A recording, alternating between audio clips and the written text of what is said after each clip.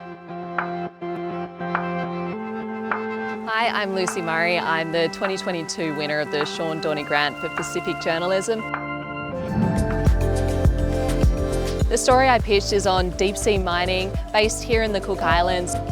I'm a journalist for SBS World News, but I thought this was a really big issue and there are so many different viewpoints that I wanted to include in this story. I've teamed up with Al Jazeera's 101 East. Deep sea mining is really an interesting issue at the moment. It's effectively the dredging of the seafloor, which environmentalists say could cause underwater dust storms, which would choke marine life. While on the other side of it, the resource companies say these metals are needed, they're necessary for the green energy transition. We estimate that there are roughly 500 million tonnes of these nodules laying on the seafloor.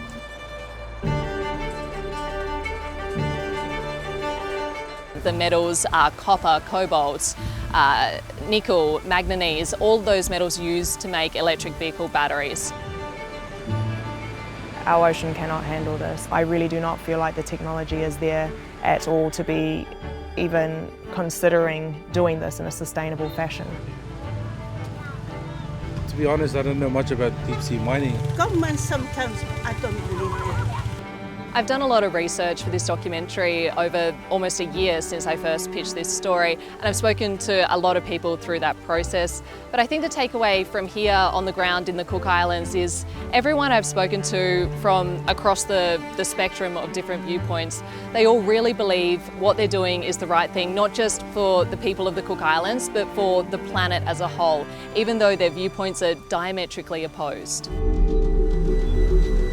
Deep sea mining occurs 5,000 metres below the surface, 5 kilometres beyond what we can see with our own eyes. So we've had to think about different and interesting ways to tell this story, to explain the science without actually going down to that level. So we've done that through lots of use of boats and snorkeling and underwater vision. The Cook Islands is an expensive place to visit, and it's a place I probably couldn't have got to and couldn't have reported in without the help of the Walkleys or teaming up with Al Jazeera.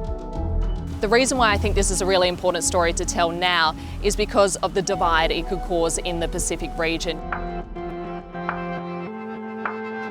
So I really hope people in Pacific countries who will be the ones to decide whether this industry goes ahead or not, I want them to be able to make an informed decision.